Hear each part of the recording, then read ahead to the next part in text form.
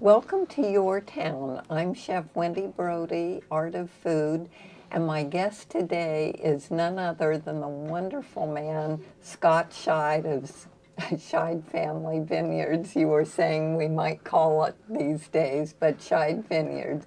Welcome, Scott. Thank you very much. And I see that we have two glasses here. We have one of your bottles of wine to try, and I'm going to let you tell us about opening bottles and about some of the wines that you Okay, have. sure. Welcome. Yeah, I did bring a bottle of our 2013 Estate Pinot Noir for us to just, Why not? have on air here. And I know we were talking earlier about our closure because actually in 2006 we switched over for quality reasons to a twist-off closure, a screw cap, and away from cork to avoid those taint problems. And this is a 2013. We're finding these wines age beautifully. And And as you said, this is a quality control thing that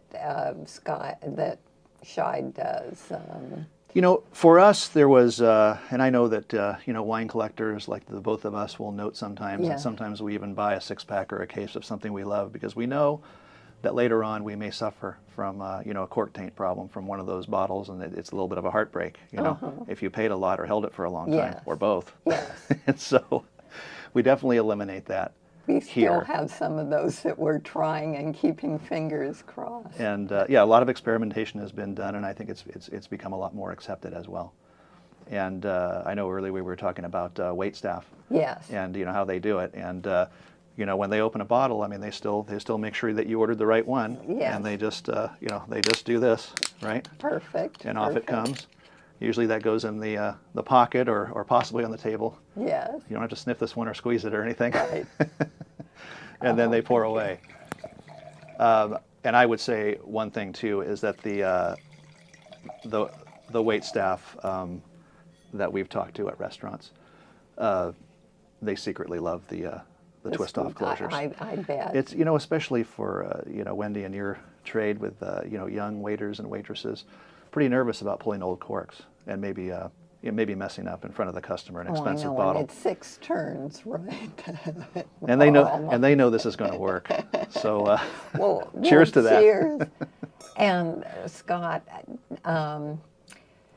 you joined the family business in '86, is that right? Yeah, I guess it's And been So how did a little you, over 30 years.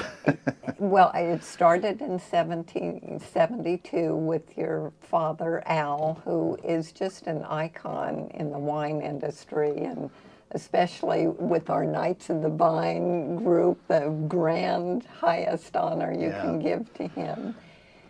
And since I travel up and down the coast, what do I see in the fields? And I can't remember what part. It's before King City, isn't it? Going north is Yeah, this big, beautiful. Maybe about 10 miles before King City, near Paris Valley Road, Yes. there's a mural that includes Al in his younger days. Oh, he my father, still looks and pretty darn good to me.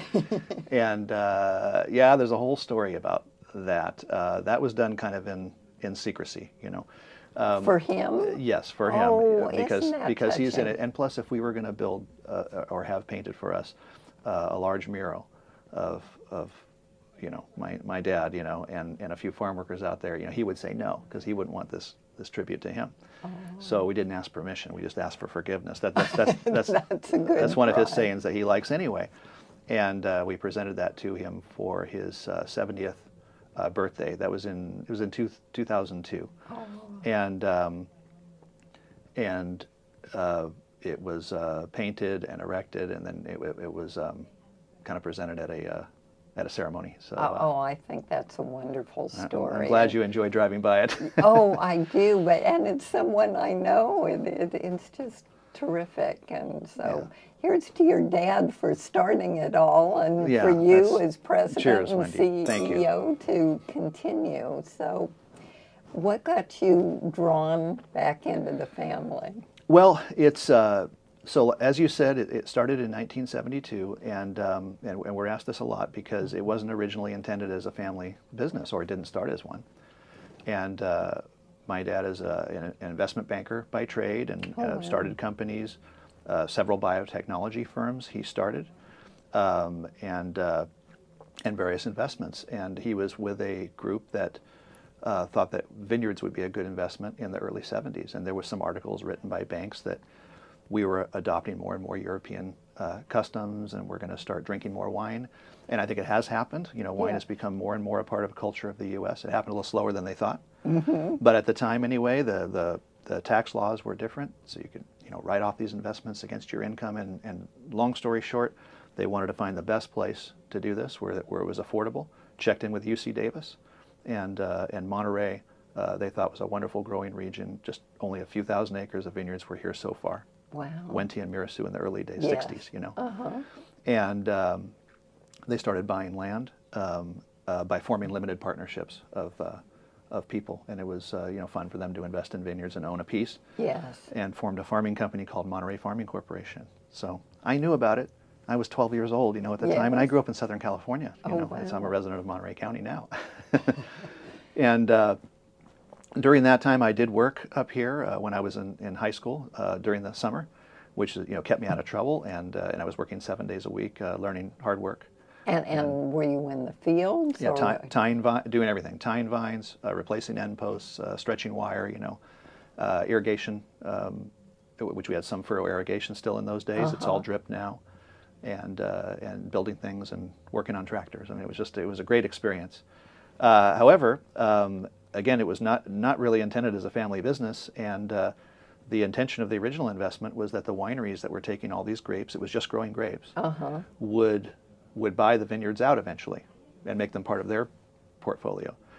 Meanwhile, I got an economics degree at Claremont McKenna College down in Southern California, and I went off to New York to work for E.F. Hutton and Company, if you remember. Oh, wow. You remember those guys. Yes, yes.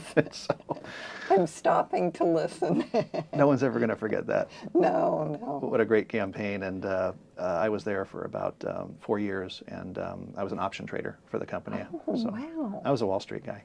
Oh, my gosh. And anyway, I returned in 1986. I was still working for E.F. Hutton and Company back in Costa Mesa, actually, where I grew up. And that's when the company had never been sold, and the wine industry was starting to turn around a little bit. It had been oversupplied for a little while. Wow. And my dad gave me a call and said, "Hey, why don't we take a look at this?" And I would be willing to put some more money back in this and really make this into a business. We built a couple of 4 different apartment buildings together, entrepreneurial things. I Yes, eventually quit yes. E.F. Hutton, and in that 2-year evaluation period from 86 and 88, we decided we're going to make a go of this, and we renamed the company to Scheid Vineyards at that time.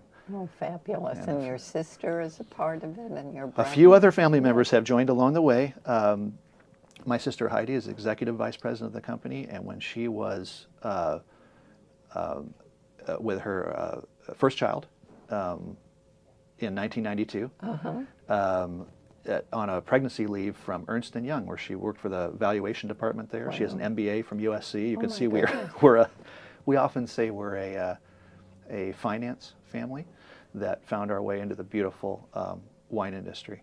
And sometimes we say that it's sort of better to know finance and get into a high asset-based business like this than it is to have some success and then try to go out and learn finance. Yes. So, see, after 30 years in the business, they'll even allow me in the cellar and out in the field now, Wendy.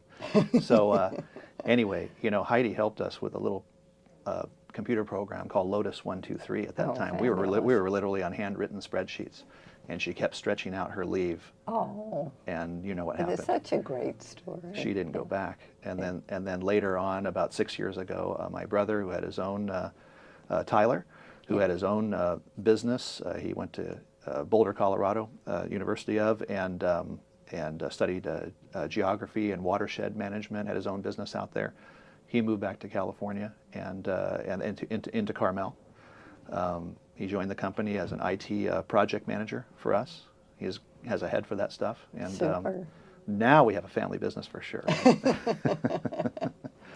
Well, give a brief description because you are huge in the industry, in the wine industry, yeah, thanks. especially for this area. So, Well, briefly, I would say, so currently, and then maybe a little bit how we got there, but currently we have about 4,000 acres of grapes, and they are of wine grapes, all wine grapes, and all in the Salinas Valley in the Monterey appellation, some of its sub-appellations.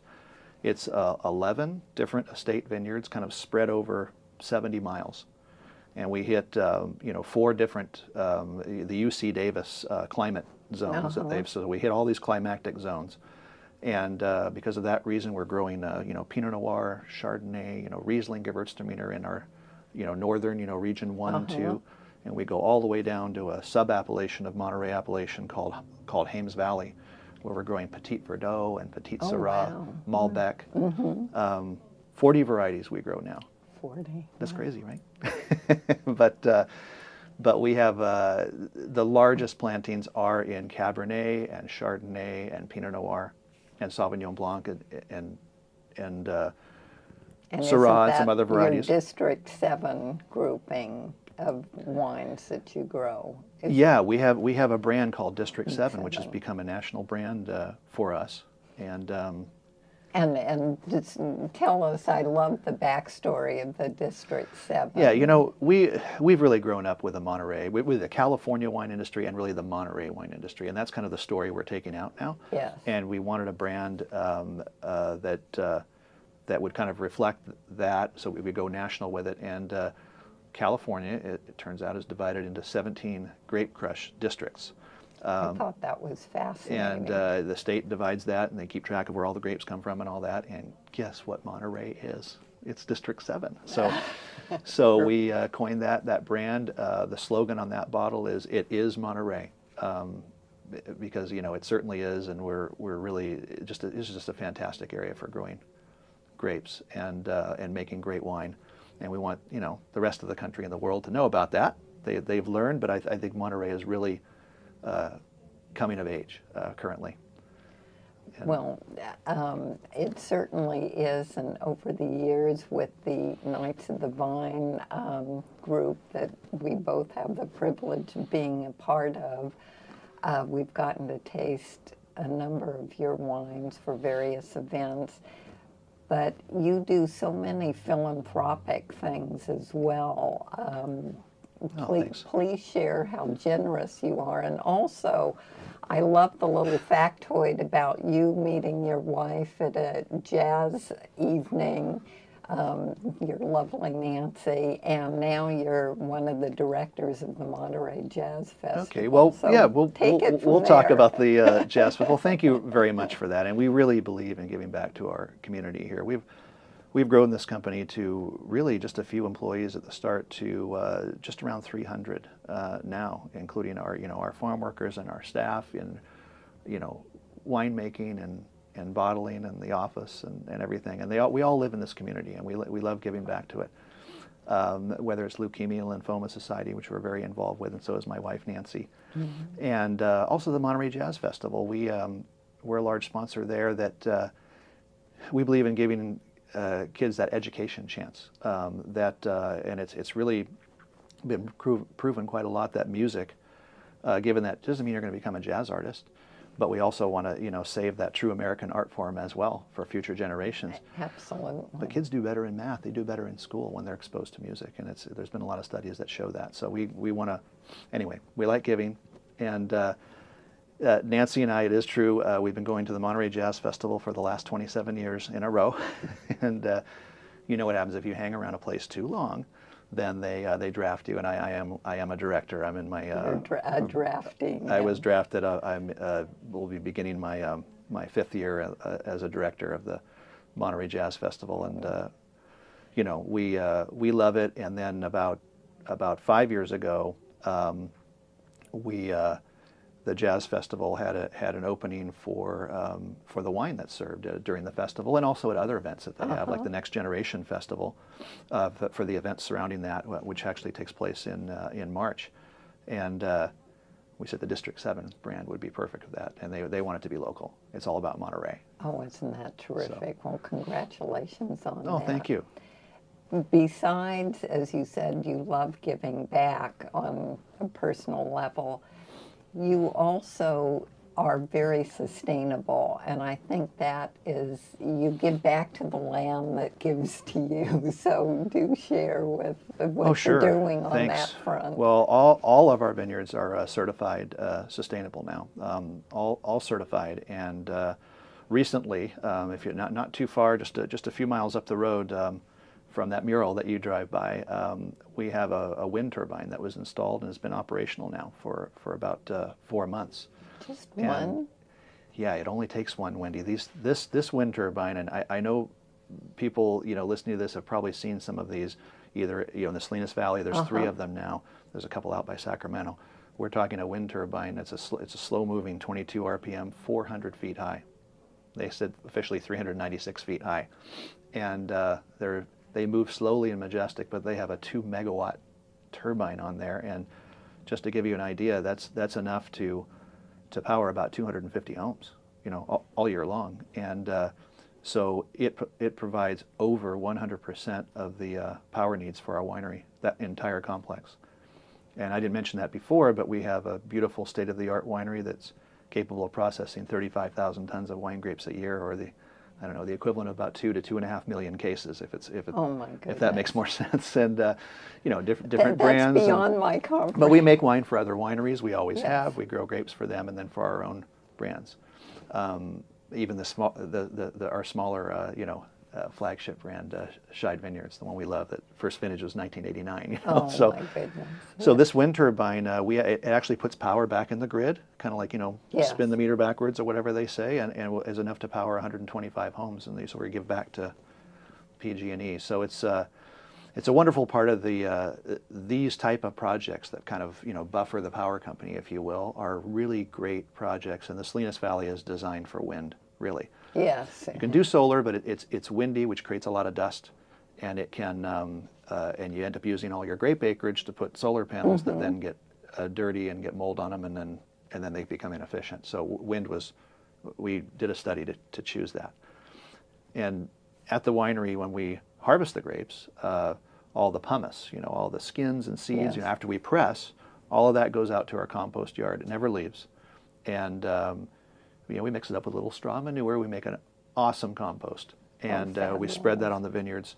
And all the water that we use, even if we're washing something down, eventually gets filtered and goes back into our irrigation system. So the sustainability story, I think, is very important for every industry, and we've worked really hard. You have, and we taste it and toast you, and I hope you'll come back, because we've only scratched the surface of the more I know about you and your family. Thanks for inviting me. Thank you so much.